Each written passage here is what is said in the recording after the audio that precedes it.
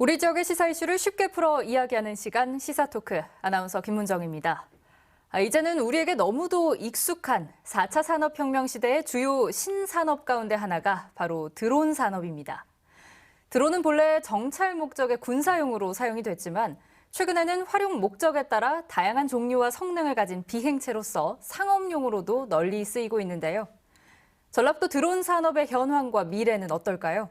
오늘 시사토크에서는 드론 산업과 관련해서 박기선 비아 대표, 한컴 인스페이스 고문이자 세종대학교 항공우주공학과 송재근 교수, 그리고 캠틱 종합기술원 드론사업부 이범수 부장 세 분과 함께합니다. 어서 오세요. 네, 반갑습니다. 네. 제가 찾아보니까요, 드론이 원래 이 수컷벌이 윙윙대는 소리에서 유래된 단어라고 합니다. 이미 갖고 날리는 장난감 수준을 넘어선 지는 꽤 오래됐고, 취미용을 넘어서 산업 전반에 두루 활용되고 있잖아요. 세 분 누구보다 이런 변화 가장 빠르고 또 확실하게 느끼고 계실 것 같은데 어떤가요? 먼저 부장님부터 좀 얘기를 해주신다면요. 지금 드론이 신산업인 만큼 많은 분야에서 응용이 되어지고 있는데요. 사실 여기 계신 두 분도 마찬가지겠지만 막상 드론을 하고 있는 입장에서는 그런 것보다 오히려 좀 숙제가 더 많이 계속 늘고 있다. 그래서 이게 활용 영역은 넓지만 사실상 하나하나 뜯어놓고 보면 그렇게 깊이가 깊지는 못하거든요. 그래서 그런 깊이를 좀 깊게 보다 적극적으로 제대로 활용할 수 있는 방법을 지금 계속해서 연구해 나가고 있습니다. 아직 좀 가야 할 길이 멀다, 그렇죠. 이런 말씀이신 것 같은데요. 교수님 어떻게 보시나요? 사실 사회자님 말씀하신 것처럼 이게 군사용으로 개발이 됐다가 이제 이렇게 그 사회 또 민수에서 쓰인 게 몇 년 안 됐습니다. 안 됐는데 정말로 전 산업 분야에서 이 드론이 지금 활용되는 그러한 시대가 아닌가 이렇게 생각이 되고요. 최근에는 더더군다나 이제 고등학교라든지 각 대학이라든지 관련된 학과까지 생겨가면서 인재를 육성하는 그런 시대가 된 것 같습니다. 그래서 또 한 가지는 최근에 그 화성에 인제니티라는 그런 그 드론이 화성에서 비행을 하지 않았습니까? 이런 정도로 기술도 빨리 개발이 되고 있는 그런 시대에 도래한 것 같습니다. 네, 대표님 생각도 들어보고 싶습니다. 네, 저희는 이제 5년 전에 이제 농업용 무인항공 방제기, 쉽게 얘기해서 이제 그 드론으로 이제 농약을 뿌리는 걸 만들었는데요. 이제 그때만 하더라도 이게 말이 안 된다라고 하면서 이제 사실은 이게 판매가 가능할까 싶었던 게 이제 딱 5년 전인데요. 현재는 이제 전라북도에만 해도 1,000대 이상의 이제 드론들이 실제 이제 방제에 활용이 되고 있고, 지금 전국적으로도 대부분의 이제 방제는 이제 항공 방제로 진행이 되고 있는 걸 보면서 또 이런 시대가 왔구나 이렇게 좀 느끼고 있습니다. 예, 다양한 분야에서 드론이 활용이 되고 있는데 제가 좀 분야별로 정리를 해보니까 먼저 군사용을 비롯해서 방송, 영화 현장용, 또 재난안전이나 교량 철탑 건설 현장과 같은 인프라 점검 분야, 또 지적조사, 3D 매핑, 공간정보 획득과 같은 정보 관측, 또 이제 대표님께서 하고 계시는 농업 방제 분야, 물류 배송, 레저용 취미 드론까지 정말 드론이 활용되지 않는 곳을 찾는 게 더 빠르겠다, 이런 생각이 들 정도로 정말 광범위하게 활용이 되고 있었는데요. 여기서 그치지 않고 드론의 위험성에 대비하는 안티드론 시장까지도 확대될 거라는 전망이 있죠. 이 세 분은 전문가로서 이 드론의 앞날이 어디까지 뻗어나갈 거라고 예상하시는지도 좀 들어보겠습니다. 먼저 교수님. 일단 현재 드론은 하늘에서 사진을 찍어서 전송해주는 그야말로 하나의 도구로서 지금 활용이 많이 되고 있습니다. 그런데 그러한 그 조종사에 의해서 단순히 촬영을 하거나 농약 살포를 하는 그런 분야를 뛰어넘어서 이제는 AI, 인공지능이 가미가 돼서 스스로 활동을 하는 그러한 영역까지 발전을 할 것이다. 이렇게 생각을 하고 있고요. 그래서 예를 들면은 드론에 로봇팔을 장착을 해서 스스로 뭔가를 집어서 나른다든지 또는 앰뷸런스처럼 사람을 실어 나른다든지 이러한 분야까지도 발전이 되고요. 다른 분야는 요즘 애완동물들을 많이 기르고 있는데 애완동물에 하고 같이 놀아줄 수 있는 그러한 드론들도 곧 나올 것으로 생각이 돼서 다양한 생활의 다양한 분야에서 이렇게 활용이 될 것이다 이렇게 생각을 하고 있습니다. 또 나가서는 지금은 뭐 하늘에서만 이렇게 날아다니는 비행기 역할을 하지만 지상을 달리다가 변신을 해서 하늘을 날고 또 물속에 들어가서 유영을 하면서 어떤 그 임무를 수행하는 그러한 변신할 수 있는 드론까지도 미래에는 개발될 것이다 이렇게 예측하고 있습니다. 혹시 그 드론 택시 이런 거 말씀하시는 게 맞나요? 드론 택시도 그 중에 예. 좀 큰 범주에 보면 하나라고 볼 수 있습니다. 아, 네. 정말 활용도가 무궁무진하다 이런 생각이 드는데요. 대표님 어떠신가요? 생각? 네, 그 당연하게도 이제 드론으로 택배를 하는 세상, 그다음에 또 드론 택시라는 것들이 그냥 우리 일상이 그냥 당연한 것처럼 여겨지는 세상은 이제 분명히 이제 올 거고요. 다만 지금 현재 이제 그 행정적으로나 또 기술적으로나 여전히 좀 해결해야 될 문제들이 많고 아마도 많은 나라들이 지금 2025년에서 2030년 사이에 이제 이런 부분들을 상용화하기 위해서 또 많은 노력들을 하고 있는 것으로 알고 있습니다. 이런 세상이 이제 정말 이제 코앞에 왔다고 이제 많은 드론 전문가분들이 예상을 하고 계시고 또 여기 계신 분들도 다들 이제 그런 목표를 향해서 또 각자 이렇게 노력을 하고 계신 것으로 알고 있습니다. 네, 부장님도 어떤 예상하고 계신지 듣겠습니다. 그러게요. 사실 우리가 3차원의 세계에 살고 있지만 대부분 실질적으로 우리가 경제 활동이라든가 생활을 하는 곳은 이 땅 위에서 2차원적으로 생활을 하고 있거든요. 예. 근데 이제 그러지 못한, 물론 비행기나 이런 것들이 있긴 하지만 사실은 가격이 비쌌습니다. 가격이 비싸지 않았으면 우리가 굳이 2차원의 공간에서만 머물러 있지는 않았겠죠. 하지만 이 드론이라는 게 등장을 하면서 그 비용을 획기적으로 절감해 준 거, 네. 우리가 비싼 비용을 들여야만 활용할 수 있었던 이 3차원의 공간을 우리가 언제든지 활용할 수 있는 공간으로 만들어 준 거, 이게 드론의 의미라고 보고요. 그렇기 때문에 확장해서 생각을 해보면 우리가 그동안에 해왔던 거의 대부분의 일들을 이제는 3차원의 공간에서 드론을 활용해서 할 수 있다. 네. 그렇게 생각을 하기 때문에 그 활용도는 어찌 보면 무궁무진하다고 그렇게 생각을 합니다. 네, 어떻게 보면 이 드론이 새로운 패러다임을 열었다고까지도 볼 수 있을 만큼 굉장히 그 활용도가 다양하다 이런 얘기 계속해서 드리고 있는데요. 정말 세 분 얘기 들으니까 드론이 괜히 이 미래의 핵심 사업으로 꼽힌 게 아니다 이런 생각도 듭니다. 농도 전라북도에서는 바로 이 드론이 농가의 풍경을 바꿔놓는데도 아주 큰 기여를 했다고 하는데요. 점차 스마트해지는 농업 분야 영상으로 함께 만나보시죠. 드론 한 대가 하늘로 날아오릅니다. 드넓은 보리밭을 구석구석 꼼꼼히 촬영합니다. 이어 인공지능 AI가 나섭니다. 드론에서 찍은 여러 장의 사진들을 합쳐 하나의 도면으로 만든 뒤 분석합니다. 생육이 잘 된 부분과 그렇지 못한 부분을 한눈으로 확인해 생산량을 예측할 수 있습니다. 필요한 곳엔 드론이 직접 농약과 비료를 뿌립니다. 우리 농업도 첨단 농업으로 발전해 가고 있다는 생각이 들었습니다. 우리 농민들이 실질적인 이득을 볼 수 있는 또 소득 향상이 될 수 있는 그런 기술 개발이 이루어졌으면. 인력에 의존하던 농업에 첨단 기술이 더해져 고령화된 농촌에 활기를 불어넣고 농민의 수익을 극대화할 수 있습니다. 농업에서도 얼마든지 디지털 뉴딜의 혁신을 찾을 수 있습니다. 우리 공간 정보와 AI 등 첨단 기술과 융합을 해서 큰 부가가치를 창출할 수 있을 것이라고 생각을 합니다. 그래서 우리 정밀 농업 분야에 대한 이해를 확산하고 지속 가능한 그런 발전을 위해서 저희 연구원이 노력을 하도록 하겠습니다. 첨단 무인기를 국산으로 대체하면 관련 산업 분야의 수출로 더 큰 부가가치를 창출할 수 있습니다. 우리의 정밀 농업은 외국에 지금 의존하고 있는 것이 현실입니다. 그런데 이제 우리 LX가 나서서 이런 정밀 농업을 시초를 기본을 놔주신다 하면 이제는 수출을 대체할 수 있는 그런 어떤 그 기반을 형성해 가지 않을까. 디지털 뉴딜과 그린 뉴딜이 더해진 농촌이 지속 가능한 미래 공간으로 도약하고 있습니다. 네, 뉴스 리포트에서 살펴보신 것처럼 이 전통 농업이 시대에 발맞춰 가는데 이 드론이 큰 역할을 하고 있습니다.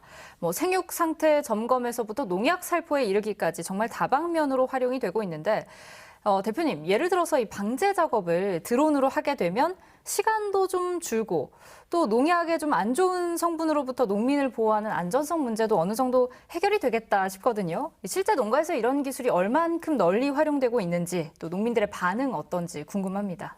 네, 앞서 말씀드렸듯이 이미 이제 전라북도 또 전국적으로 항공방제가 굉장히 좀 활성화되어 있고요. 그리고 이제 좀 전에 이제 보신 영상에서도 자세히는 안 나왔지만 사실 이제 이미 방제를 하는 것조차도 이제 조종사가 조종을 일일이 다 하지 않고요. 드론으로 이제 자동으로 이제 방제를 하고 또 혹은 또 비료 같은 것들로 살포할 수 있고 이제 이런 기능들이 갖춰져 있습니다.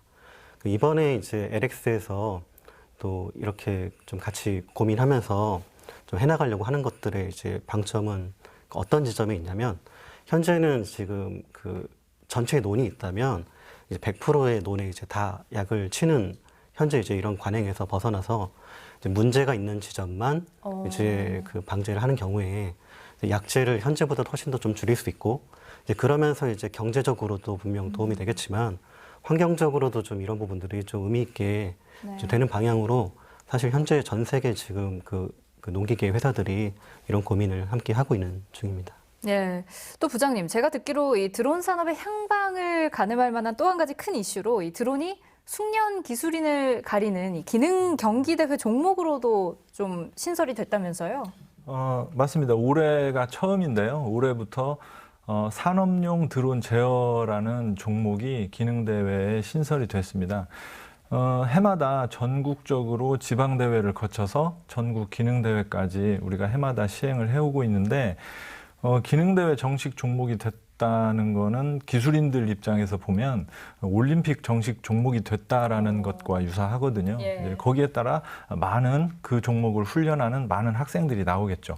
그러다 보면 그간에 좀 부족했던 드론을 운영하고 정비하고 관리하는 인력이 사실상 부족했는데 거기에 걸맞는 인력이 많이 육성이 되지 않을까 생각이 됩니다. 특히 이 기능대회가 정식 종목으로 채택된 게 전라북도 기업들에게는 의미가 큰 게 그 전라북도 기업들이 합심해서 노력한 결과거든요. 그래서 작년에 우리가 군산에서 전국 기능대회를 유치했을 때 이 종목을 시연을 했습니다. 시연을 했고 이제 올해부터 종목으로 채택이 돼서 학교들이 경쟁을 하고 있죠. 그렇다면 이거를 정부나 지자체 차원에서 이 산업을 본격적으로 키우겠다는 의지가 아주 확고하게 드러났다. 이렇게 봐도 되는 걸까요? 네, 의지는 확고한 것 같고 이제 기술적으로 그 확고한 의지를 어떻게 표현을 할 것인가에 뭐 그런 문제 같습니다. 네. 정말 말씀하신 대로 이렇게 되면 드론 교육도 좀 더 활성화가 될 것 같고요. 앞서 용도 얘기할 때도 잠깐 나왔지만 드론이 대기오염 감시나 해양 순찰을 비롯해서 사람이 직접 하기 힘든 점검이나 정보 관측까지도 똑똑하게 수행을 해주고 있는 만큼 드론 조종이나 기술 개발에 있어서도 계속해서 활발하게 이어질 수 있을 것 같은데요. 미래의 직업으로서의 드론 산업 유망한가요? 교수님 어떻게 보시나요? 결론적으로 상당히 유망하고 앞으로 많은 새로운 직업이 탄생할 것으로 이렇게 생각을 하고 있습니다. 드론 그러면 일단은 하늘을 나르는 비행기입니다. 비행기는 우리 어린이서부터 청년까지 안 좋아할 사람이 없습니다. 다 관심 있고 흥미가 있고 뭔가를 해보고 싶은 그러한 꿈이 있는 것이죠. 현재 농업 분야만 보더라도 드론으로 농사를 짓는다? 이 관심을 가질 수밖에 없습니다. 이 젊은 사람들이.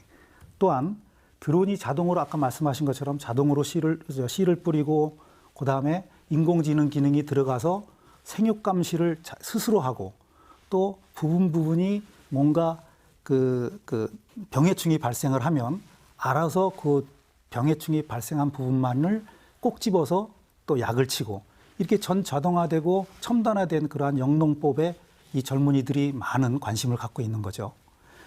물론 이게 드론만 보면 또 조정하고 그걸 만들고 하는 기술이 있겠지만 이 드론이 발전함으로 인해서 파생되는 직업이 또 무궁무진하게 생겨납니다. 아까 말씀드린 대로 영상을 수집하거나 어떤 농작물을 생육 감시를 하다 보면 그 영상이나 그 분야 자료들을 분석할 수 있는 또 분석 분야도 예. 직업으로 또 탄생을 하고요. 그래서 드론은 드론 하나가 생김으로 해서 드론뿐만이 아니라 드론을 활용하는 응용 분야에서의 많은 직업들이 앞으로 생겨날 것으로 예상하고 있습니다. 네, 그렇게 일자리 창출 효과가 예상되는 가운데 대표님은 이미 그 미래 직업이라고 불리는 그 관련한 일을 하고 계시잖아요. 어떻게 보시는지요?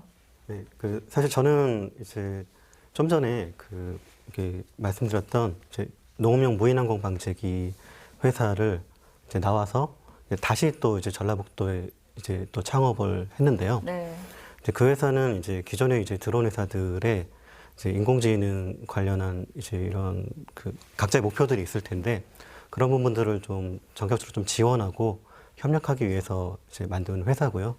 이제 이런 걸 통해서 이제 기존의 이제 인력들이 뭔가 이게 조종 위주나 혹은 뭐 그런 식으로 이제 드론 산업 인력들이 좀 생겼다면 이제는 이제 데이터를 분석하고 또 예측하고 이제 이런 쪽으로 인력을 좀 고급화하는 방향으로 모색을 해보고 있는 중이고요. 마침 저희 지금 직원들도 이제 대부분 이제 데이터나 또 이런 예측 관련한 이제 인공지능 전문가들로 구성이 되어 있습니다. 네, 정말 이 관련 일자리가 세분화되고 고급화되고 이런 게 정말 참 반가운 소식이 아닐 수 없는데 이에 대한 부장님 의견도 한번 들어보겠습니다. 드론이라는 게 어떻게 크게 보면 기존에 없던 컨텐츠이기도 하고 기존에 없던 산업이기도 한데 사실 마침 우리가 청년 취업률이라든가 경기가 또 안 좋고 할 때 드론 산업이라는 게 나타났어요. 그러다 보니까 그쪽 지금 드론 산업 분야에서 드론 산업 분야를 업으로 하고 드론 산업 쪽을 직업으로 갖고 있는 사람이 단순히 우리가 생각하는 드론을 만들어서 판매하는 것뿐만 아니고 드론을 이용해서 서비스하는 것 포함해서 드론을 이용해서 교육하는 것, 또 각종 뭐 정비다 뭐다 해서 무척 다양한 직업들이 생겨나고 있거든요. 네. 그래서 그렇게 드론을 업으로 하시는 분들이 열심히 하시는 걸 보면서 저는 뭐 하다못해 우리가 언론에서 또는 정부에서 말하는 드론 산업의 청사진은 사실 과연 저렇게 될까 하는 의구심이 드는데 막상 현장에서 다양한 드론 관련한 다양한 직업을 가지신 분들이 현장에서 열심히 뛰시는 걸 보면 아 정말 드론 산업은 되겠구나. 저 사람들 직업인데 저게 네. 그런 생각이 많이 들 때가 있습니다. 예. 전북 지역 하면 또 스포츠 영역에서도 드론을 잘 활용해 왔는데요. 얼마 전에 드론 낚시 대회가 최초로 열렸다던데 전주에서는 이미 드론을 활용한 축구 대회를 몇 년째 열어왔잖아요. 전북의 주요 미래 먹거리인 탄소 소재 그리고 이 드론의 결합으로 이뤄낸 성과라는 점에서 굉장히 의미가 있는데 부장님 이 드론 축구에 대해서 좀 더 자세하게 설명을 해주신다면요. 그러게요. 이렇게 우리가 스포츠 게임 이렇게 하면 사실 재미있어서 자연 발생적으로 일어난 것들 이런 것들이 대부분인데 사실은 드론 축구는 어떻게 보면 자연 발생적이라기보다는 기획된 것이거든요. 처음부터. 네. 그 기획 의도가 우리가 예를 들면 중국산 저가형 드론이라든가 또 그런 스포츠 용품 때문에 국내 기업들이 힘들어하고 있을 때 우리가 새로운 컨텐츠로 세계 시장에 도전할 수 있는 새로운 컨텐츠를 만들어서 우리 드론 기업들이 그 컨텐츠를 등에 업고 세계 시장에 진출해보자. 이제 이런 의도로 기획이 된 거였습니다. 그래서 사실은 드론 축구에 대해서 못 들어보신 분도 많이 있겠지만 이미 국내에는 300개가 넘는 팀이 있어요. 이미 국내에는 300개가 넘는 팀이 있고 일본하고 중국에도 드론 축구 협회가 만들어져서 활발히 활동을 하고 있고요. 유럽하고 미국조차도 지금 드론 축구를 추진하는 단체들이 생겨서 각종 전시회에 드론 축구를 소개를 하고 있습니다. 그래서 지난달에 코로나임에도 불구하고 전국에 있는 드론 축구 경기장에서 분산해서 전국 대회를 개최를 했고요. 또 5월 달에는 중국 심천과 일본 오이타에서 또 중국의 전국대회, 일본의 전국대회가 계획이 되어 있습니다. 이제 이러한 스케줄들이 우리가 11월에 한중일 대회를 국내에서 개최하기로 했거든요. 예. 거기에 따라서 진행되는 스케줄이고요. 그 사람들, 그 많은 세계 속에 많은 그 드론 동호인들이 드론 축구를 즐긴다는 의미는 국내에 드론 축구 관련 기자재들이 지금 세계 속으로 나가고 있다는 뜻이고 네. 아마 조만간 드론 축구 수출 규모가 100만 부를 돌파할 날이 아마 머지 않았을 것으로 그렇게 생각이 되고 있습니다. 이렇게 한중일로까지 그 전 세계적으로 드론 축구가 활성화되고 있다면 갑작스럽게 궁금해지는 게 우리나라 선수들은 그러면은 실력이 어느 정도나 되나요? 그래서 저희도 사실 제일 고민인 게 저희 국내 대표 선수들도 이미 일본에 가서 한 차례 친선 경기를 했었어요. 예. 근데 우리는 내심 일본에서도 드론 축구가 굉장히 활성화됐으면 좋겠다. 중국에서도 굉장히 활성화됐으면 좋겠다. 이렇게 생각하고 있는데 우리 선수들이 그러더라고요. 저 발가락으로 해도 이기겠어요. 방송에서 이런 말 해도 되는지 모르겠지만 아무래도 이게 이제 단순 조종 실력보다는 전략과 전술이 중요하다 보니까 네. 이제 경험이 있는 우리 선수들이 훨씬 유리하죠. 그래서 지금 대한드론축구협회라고 만들어졌는데 대한드론축구협회에서는 중국하고 일본 또 유럽 이렇게 다른 나라하고 경기할 때는 저희 잘하는 선수들보다는 그냥 재밌게 할 수 있는 선수들을 출전을 시켜서 오히려. 예. 그 나라에서도 드론 축구가 활성화되기를 기대하는 그런 마음을 갖고 있습니다. 네, 이렇게 실제로 드론 스포츠가 각광을 받고 있다면 앞으로의 발전 전망을 비롯해서 이 드론 축구의 경험과 노하우를 바탕으로 우리 전라북도가 선제적인 위치를 차지할 수 있으려면 어떻게 하면 좋을지 의견 들어보겠습니다. 먼저 대표님부터 좀 말씀해 주실 수 있을까요? 드론 축구 관련해서 예, 말씀드리면 드론 되는 거죠? 스포츠. 네. 네, 저희가 작년에 또 우연치 않은 기회에 또 드론 축구 협회에 이제 컨텐츠를 조금 돕는 형태의 업무를 좀 했었습니다. 네. 그래서 몇 년간 지속적으로 이제 드론 축구를 보면서 그 컨텐츠의 이제 그 세계적인 수준으로 이제 발돋움할 수 있을 정도로 좀 그런 가능성을 계속 좀 지켜봐 왔고요. 지금 그런 기회에서 이게 최근에 이제 저희가 그 세상이 좀 많이 바뀌었다고 보는 게 이제는 이제 영상 매체를 통해서 또 그 이제 드론 축구의 또 즐거움 같은 것들이 실제 이제 플레이어들이 아닌 또 그런 분들이 또 즐길 수 있는 컨텐츠로 좀 거듭나야 된다고 생각을 하고 아마 이런 부분에서 고민을 많이 하고 계실 것 같고 또 저도 또 그런 부분에서 또 컨텐츠적으로 좀 지원할 수 있는 게 있을까 함께 좀 더 고민을 많이 해보도록 하겠습니다. 예, 교수님 생각도 들어보겠습니다. 저는 드론 축구를 직접 하지는 않습니다만 예. 전라북도가 드론 축구의 메카인 것은 알고 있습니다. 근데 우리가 드론 축구를 활성화하고 이렇게 지원하는 것은 그냥 드론 축구를 해서 흥미로 끝나서는 안 된다라는 생각을 가지고 있습니다. 결국은 산업이 발전을 해야 되는 그러한 그 과제가 있죠. 우리가 자동차 경주를 예를 들어보면 자동차 경주를 하는 이유는 그냥 경주를 하는 것이 아니고 자동차에 대한 기술과 개발 기술과 그다음에 부품 기술 이러한 것들이 총망라된 걸 자랑하러 나온 것이 자동차 경주가 아닌가 이렇게 생각을 합니다.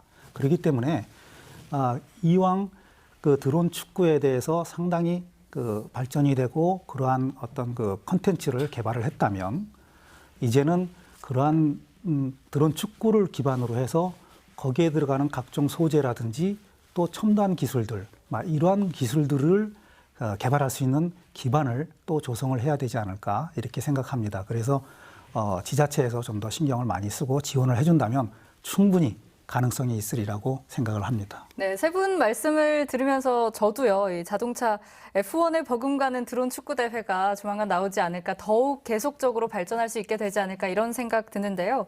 그런데 이 전북뿐만 아니라 드론 산업을 놓고 봤을 때는 전국의 지자체들이 이미 뛰어든 상황입니다. 광주의 경우에는 200kg의 화물을 실을 수 있는 화물 드론을 개발 중에 있고요. 충남 태안에서는 드론과 드론과 같은 무인 비행체에서부터 RC카에 이르기까지 관련 시설들을 한데 모은 전국 유일의 무인 조종 복합 테마파크를 조성한다. 이런 계획도 발표를 했습니다. 이외에도 강원이나 인천, 전남 등이 사업에 뛰어들었고 또 부산에서는 국내 최대 규모의 드론 전시회 및 컨퍼런스인 드론쇼 코리아도 지금 열리고 있죠. 그런데 전북은 사실 글쎄요, 큰 그림이 잘 보이지는 않는 것 같습니다. 부장님, 이게 드러나지 않은 건지 단순히 혹은 정말로 전북이 이러다간 뒤처질 수도 있겠다라는 어떤 위험성도 조금은 존재하는지 좀 냉철한 진단이 필요할 것 같은데요.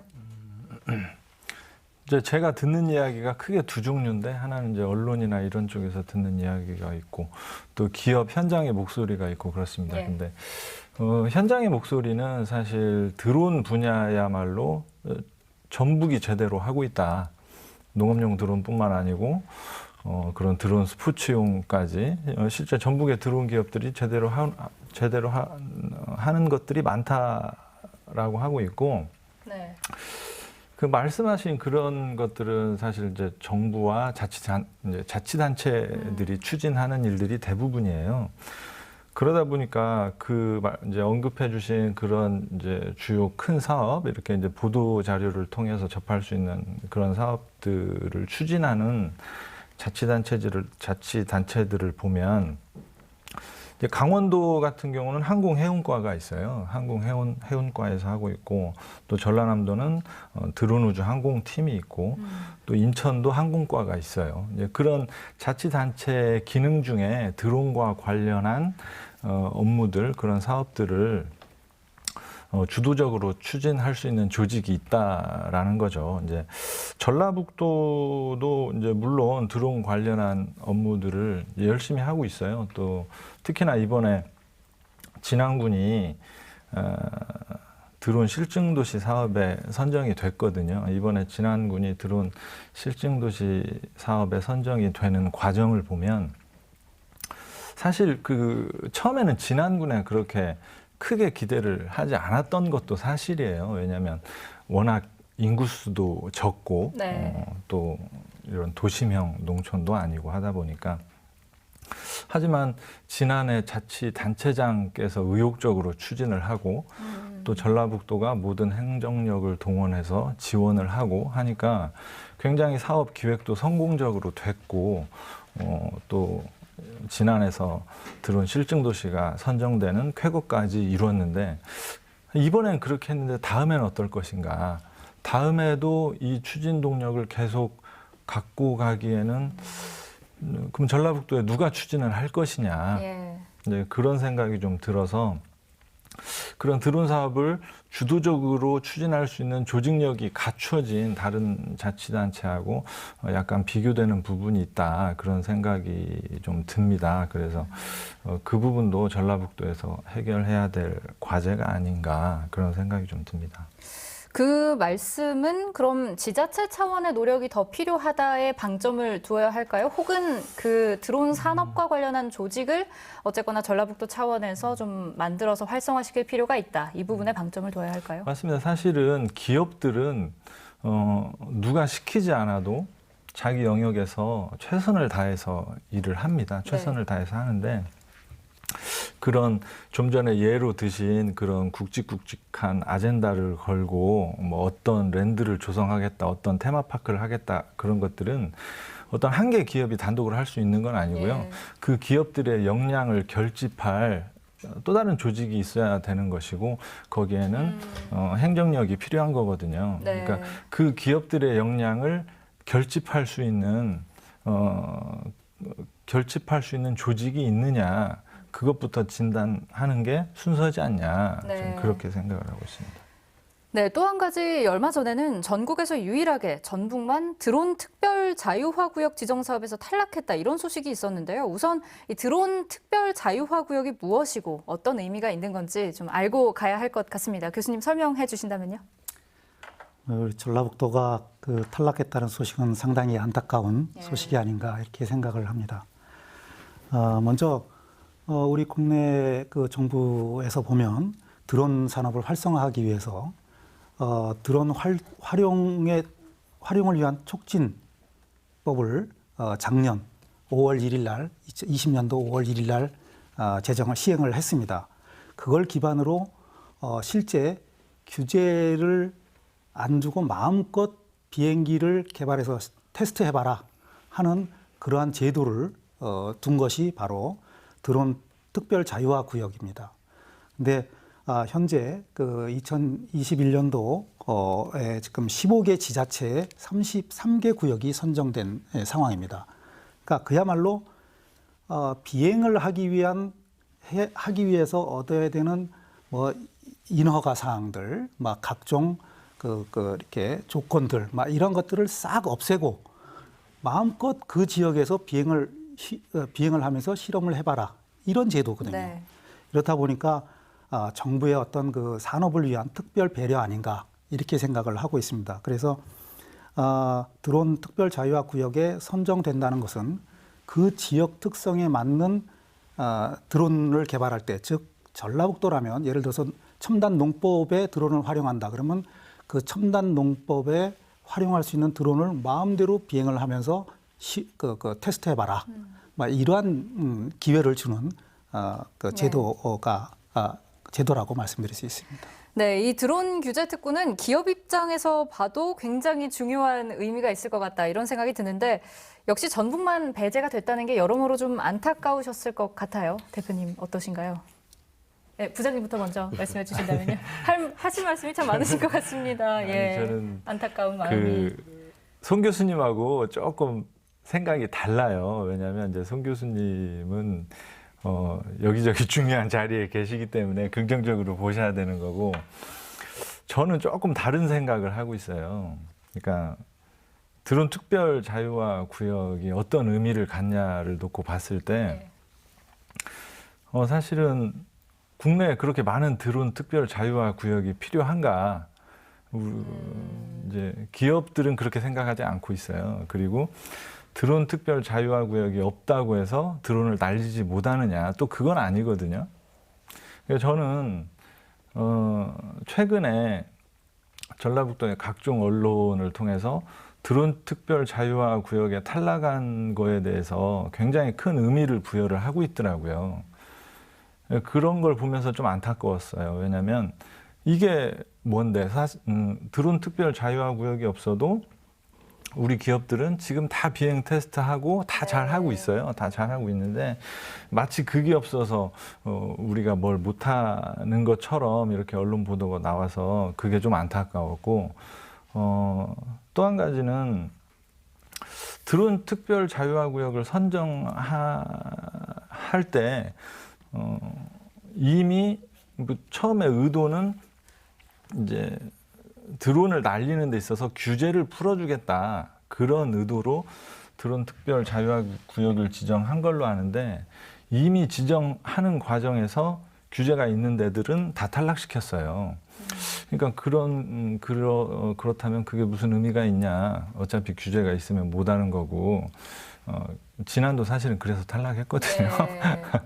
이제 그런 부분이 저는 크게 우리가 의미를 둘 부분은 아니다. 드론 특별 자유화 구역이 없다고 한들, 또 드론 특별 자유화 구역이 있다고 한들 또 크게 달라지는 부분도 없다. 저는 그렇게 생각을 하고 있습니다. 네, 좀 사안을 다각도에서 봐야겠다, 이런 생각도 일견 드는데 대표님 생각 들어보겠습니다. 네, 그 기업 입장에서 보면 사실 중요한 사업은 드론 실증도시 구축 사업입니다. 왜냐하면 이것은 이제 기업에게 실제로 이제 돈을 주는 사업이기 때문에 사실은 이게 핵심이고, 그리고 그것을 선정되기 위해서 이제 드론 특별 자유화 구역이라는 것이 다소 이제 유리한 점이 있다라는 차원에서 이제 기업들은 이제 그렇게 봤고요. 네. 근데 그거를 이제 작년에 진안군에서 드론 특별 자유화 구역에 선정이 안 되었지만, 결과적으로 또 많은 분들의 노력으로 이제 드론 실증도시 사업은 선정이 되었기 때문에, 사실 최종적으로 목표한 그거는 이제 정말 달성을 해서 네. 이제 참여한 이제 기업들에게 정말 또 실증도시 사업이랑 사실 드론 회사들한테 굉장히 좀 중요한 레퍼런스가 될 수 있거든요. 아무래도 드론의 수요가 이제 공공 쪽에 있기 때문에. 좀 좋은 성과를 좀 내서 진안군에서 지속적으로 이번 그 드론 실증 도시 기간 사업 기간 이후에도 그 지금 계획하고 있는 그런 사업들을 지속적으로 이제 진안군에서 계속 좀 수행할 수 있도록 그런 것들을 좀 지속적으로 사업화 해나갈 수 있도록 저희가 이번 그 기간에 좀 충분히 좀 만족도를 좀 드리는 게 또 저희 목표이기도 합니다. 예. 이 드론 산업에 있어서 아무래도 행정적인 규제들이 많다 이런 얘기가 참 많이 나오거든요. 그런데 드론 산업이 최근 들어서 확대가 되면서 관련 규제에 대한 보완이 지금 잘 되어가고 있는지도 궁금하고요. 또 정부를 비롯한 각 지자체에서도 그 필요성에 충분히 공감을 해서 이런 지원 체계들을 마련을 하고 있는지도 궁금합니다. 부장님 어떻게 보시는지요? 사실 규제도 그렇고 법 조항들도 그렇고 드론을 다 담아내기엔 사실 역부족입니다. 왜냐하면 법이라는 건 또 규제라는 건 간단 명료해야 되고 예외 없이 공통적으로 적용이 돼야 되는데 일단 드론 산업의 범위가 너무 넓습니다. 예. 너무 넓고 다양하다 보니 규제를 아무리 풀었다 해도 그 다양한 분야 중에 한 부분에서는 이제 분명히 규제가 남아 있거든요. 그러다 보니까 규제를 푸는 것보다 더 중요한 게 이제 규제를 적용하는 거다. 그거를 어떻게 융통성 있게 그렇게 적용할 것이냐. 이제 그런 부분이 사실은 더 중요하다고 그렇게 생각을 하고 있습니다. 네, 교수님 생각도 들어보겠습니다. 그 드론 규제를 논하게 되면 참 사실 할 얘기가 많은데 예. 여러분들 그 드론이 전부들 이제 신산업이라고 말씀하시지 않습니까? 사실상 기존에 없는 산업이 이제 태동을 해서 진행이 되고 있습니다. 그런데 법이라는 거는 항상 그 뒤따라가는 거기 때문에 그렇죠. 기존에 있는 법에 신산업을 적용을 하려고 그러면 당연히 규제로 이렇게 인식될 수밖에 없죠. 그래서 저는 뭐 규제 현재 있는 법들이 규제다 이렇게 말씀드리기보다는 신산업을 하기 위한 그런 제도가 아직 부족하다 이렇게 말씀드릴 수 있습니다. 그럼에도 불구하고 뭐 오랫동안 드론을 해온 제 입장에서는 정말로 최근처럼 그 정부나 지자체에서 드론에 관련된 규제를 풀어주려고 이렇게 열심히 오히려 찾아서 뭘 풀어줄까 하고 먼저 물어보는 이런 시대가 됐다라는 게 참 아마 지금 사업을 하시는 많은 분들이 행복해해야 될 상황이 아닌가 이렇게 생각합니다. 예전에 오래 전부터 일할 때는 정말로 찾아가서 설명을 하고 얘기를 해도 들어줄 생각도 없었고 이해도 못했습니다. 근데 지금은 오히려 뭘 풀어주면 좋겠느냐 하고 연락이 와서 귀찮아 죽겠어요. 네. 사실은. 그런데 다양한 산업이 드론 산업이 발전함으로 해가지고 기존 제도를 빨리 수정을 해야 된다 이렇게 생각하는데 다만 우리가 염두에 둬야 될 거는 드론 산업이 신산업이면서 이제 초창기거든요. 초창기 산업을 하기 위해서 제도를 이제 수정을 일부를 했습니다. 근데 이 산업이 점점 무르익어 가면서 초창기에 수정했던 제도가 다시 규제로 느껴지는 상황이 벌어지고 있어요. 그래서 이러한 제도를 수정을 하고 다시 입법화해주는 이러한 분들이 한번 수정해줬다고 그래서 그걸로 끝나지 말고 이 산업이 발전함으로 해서 계속 보완해야 되는 이러한 생각이 있다라는 걸 염두에 두면서 좀 유연하게 법을 수정해 주셨으면 하는 생각이 있습니다. 예. 그 교수님께서 드론 산업 관련 기업들은 이전에 비하면 참 행복해졌을 것이다 이런 얘기 하셨는데 대표님 정말 그러신가요? 네. 그 세상이 분명 좀 바뀐 부분들은 있는 것 같습니다. 예. 저희가 이제 2016년에 이제 농업용 드론이라는 거, 그러니까 그 드론으로 방제를 한다는 걸 들고 나왔을 때 사실 이 제품이 산업적으로 보면 굉장히 좀 복잡한 제품인데요. 그 드론이기도 하고요. 농기계이기도 합니다. 네. 그럼 이제 두 가지 부분에서 그 필요한 이제 어떤 인증이나 이제 이런 것들이 필요한데 그 당시에 이제 그 드론 쪽에서도 또 농기계 쪽에서도 이제 이런 종류의 준비가 그 제도적으로 전혀 준비가 안 돼 있는 상태였습니다. 그래서 이런 부분들을 좀 통해서 저희가 그 한동안 이제 농기계로 전혀 인정을 받지 못하다가 이제 전라북도 익산에 위치한 이제 농업기술 실용화재단의 좀 전폭적인 좀 도움을 좀 받아서 그래서 그 국가 공인 이제 농기계 검정 시험을 이제 최초로 이제 좀 수행할 수 있게 이렇게 됐고요.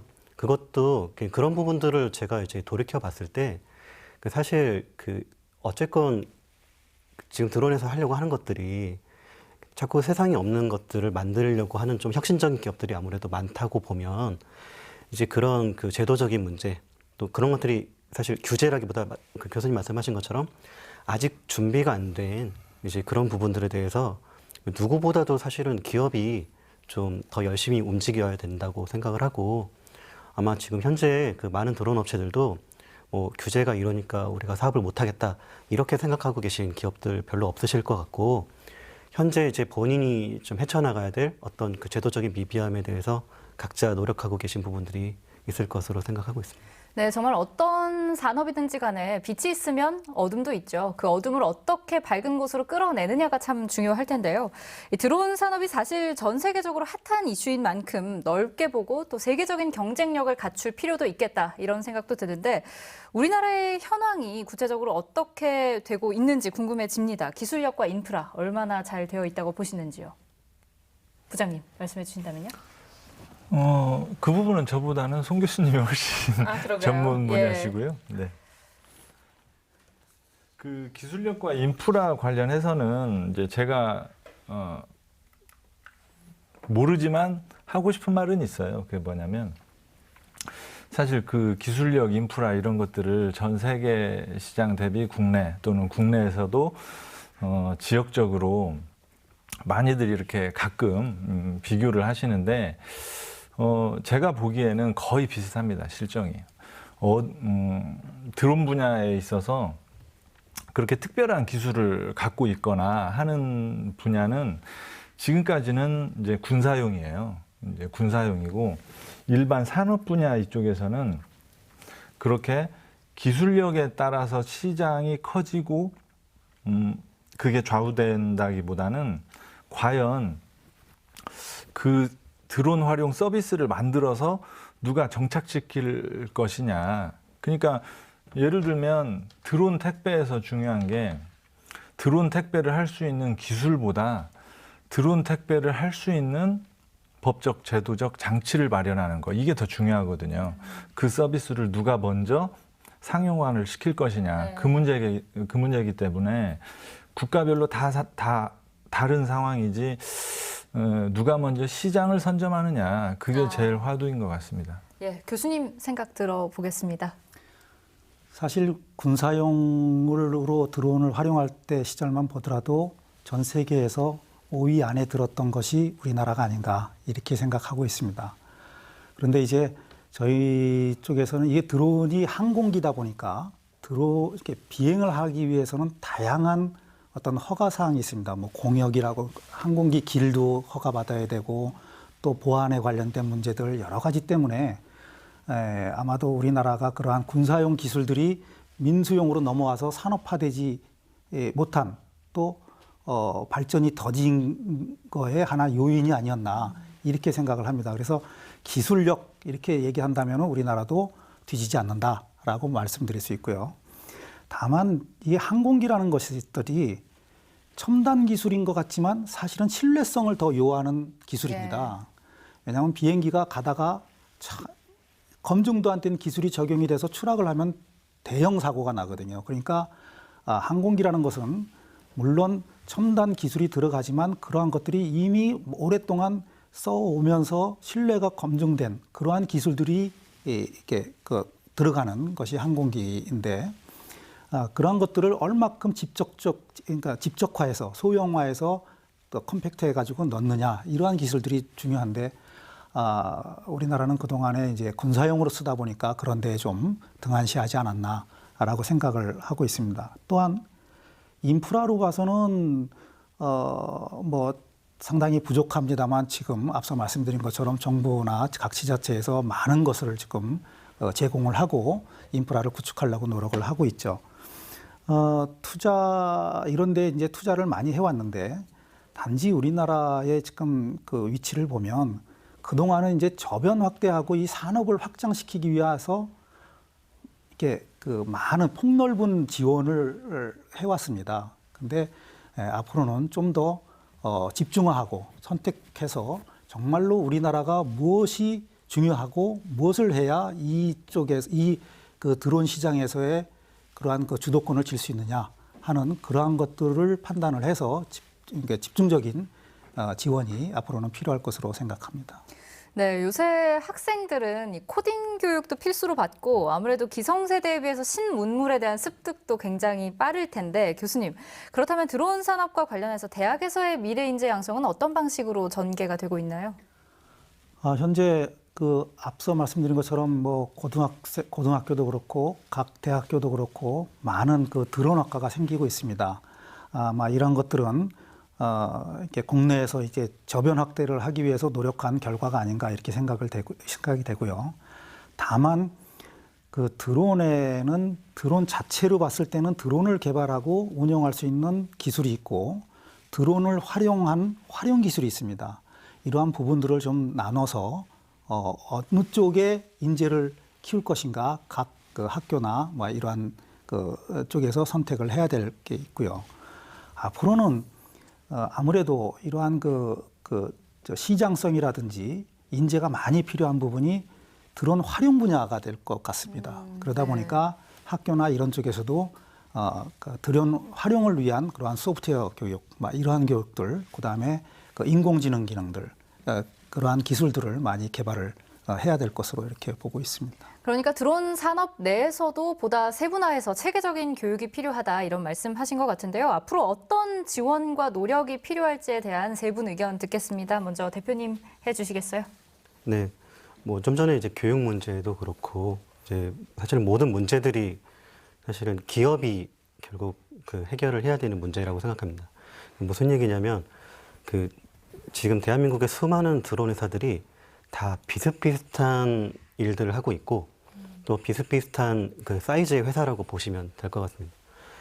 좀 명확하게 대한민국을 대표하는 드론 회사, 그래서 정말 그 청년들이 이제 가고 싶어하는 그런 드론 회사가 이렇게 나와줘야 되고요. 그래서 그런 회사에 입사하기 위해서 청년들이 또 그런 그 열망을 가지고 또 드론 관련한 열심히 그런 공부들을 또 하고 또 그러면서 또 드론 학과 같은 것도 또 유망해지고 또 그렇게 해서 또 그런 기업들이 또 할 수 있다면 또 전라북도에 이제 그런 기업들이 또 있어서 이제 지역 내에 좀 더 우수한 인력들이 계속 그 남아 있을 수 있도록 혹은 좀 외부의 인력들이 또 이제 전라북도에 또 그런 그 우수한 그 드론 기업이 있으니 난 거기로 가서 이제 일을 해야겠다. 이렇게 할 수 있도록 사실은 정말로 그 초대형 이제 국내 드론 회사가 하나쯤은 좀 빠른 시간 내에 좀 탄생해 주었으면 하는 그런 바람을 가지고 있습니다. 네, 부장님 말씀도 듣겠습니다. 그러니까 우리가 다들 드론 산업, 드론 시장은 앞으로 크게 열릴 것이다. 드론 시장이야말로. 그리고 거기에 대해서 준비해야 된다라는 의견에 그런 의견은 다 동의를 하세요. 동의를 하는데 막상 미리 준비하려고 보면 기업이 미리 준비를 해야 되는데 그렇게 시장이 없는 상황에서 시장이 열릴 때까지 투자를 지속하는 기업은 없거든요. 때문에 지금 제일 중요한 건 예를 들면 정부나 자치단체 중심으로 시장을 열어주는 건데 그렇기 때문에 지금 정부 차원에서도 공공수요 분야를 발굴을 하고 있거든요. 그런 공공 쪽에서라도 드론 활용 서비스 모델이 발굴이 되고 그 서비스 모델을 기업이 지속적으로 서비스하는 그런 형태가 빨리 자리를 잡아야 된다고 생각을 하고 있어요. 앞서 말한 그런 뭐 전북의 인력 풀 문제, 인력 양성 문제, 그런 문제도 사실 인재는 일거리가 있는 쪽에 모이는 거지 네. 일거리를 제외하고 다른 쪽에 인재들이 모이지는 않거든요. 전북에서 그런 드론 활용 서비스를 발굴을 해서 실제 기업이 지속적으로 그 서비스를 시행할 때 결국은 기업도 일어설 수 있고 인재 풀도 외부에 뺏기지 않는 이제 그런 결과가 올 거라고 생각합니다. 예를 들어 전에도 제가 한번 이런 얘기 했었던 것 같은데 강원도 영월에서 전통시장에서 닭강정을 그 공원까지 배달을 했어요. 네. 국내에 들어온 기업이 많이 있지만 저거 시장에서 닭강정까지 배달할 수 있는 기업 손들어 보세요라고 하면 아마 손 안 드는 기업 하나도 없을 거예요. 다 대부분의 모든 기업은 그걸 다 할 수 있습니다. 그걸 다 할 수 있는데 문제는 그걸 지속적으로 자전거나 오토바이로 배달하는 것보다 더 저렴하게 그걸 지속적으로 할 수 있느냐거든요. 네. 그 부분은 서비스가 안정이 돼야 됩니다. 그리고 그 서비스 안정에 따른 필요한 기술들, 필요한 시스템들이 추가적으로 계속 개발이 돼야 되는 문제거든요. 지금도 강원도 영월이 닭강정을 배달을 하고 있는지는 모르겠지만 아마 지금도 계속 하고 있다면 저는 분명히 성공할 수 있을 거라고 봅니다. 예. 왜냐하면 그 드론 활용 서비스들이 사실은 다 유사해요. 다 유사해서 한 분야의 드론 활용 서비스를 지속적으로 정착시킬 수 있으면 그 기술을 다른 서비스 분야에도 그대로 이식을 할 수 있기 때문에 그 분야에서 전라북도가 간과하지 말고 공공수요를 빨리 발굴을 해서 서비스를 정착시켰으면 좋겠다. 어느 한 분야라도. 저는 그럴 때 말씀하신 그런 문제들이 해결되지 않을까 그렇게 생각을 합니다. 예, 교수님도 마지막으로 마무리 발언해 주시죠. 마무리 발언. 조금 부연해 드리면은 아까 뭐 인재 양성을 말씀하셨는데 사실 인재 양성을 해서 어디에 산업에 보내려고 생각하는 것보다 오히려 인재가 뛰놀 수 있는 그 산업을 활성화시키면 산업을 활성화시키면서 인재가 부족하다라는 걸 느끼게 하면 인재는 키워지게 돼 있습니다. 네. 그래서 그러니까 우선순위가 그 산업이 발전되고 뭔가 시장이 활성될 수 있는 걸 먼저 지원을 해야만이 인재 육성이 된다. 이렇게 생각을 하면 좋겠고요. 앞으로 그러한 그 드론 산업은 미래로 계속 발전해 나갈 것이기 때문에 좀 더 어떤 방향으로 갈지 또 지역 특성에 어떤 드론이 맞을지 이러한 것들을 좀 더 지자체에서 논의를 심사숙고하셔가지고 집중과 선택을 통해서 지원을 하는 것이 좋을 것이다 이렇게 생각을 하고 있습니다. 네, 선도자가 될 것이냐, 추격자가 될 것이냐, 아니면 두 손 놓고 뒤에서 바라만 보게 될 것이냐. 우리의 미래는 과거의 영광 혹은 상처가 아닌 어떻게 나아갈 것인가를 고민하는 바로 지금, 현재의 선택에 달려 있을 겁니다. 오늘 시사토크 여기서 마칩니다. 함께해 주신 여러분 고맙습니다.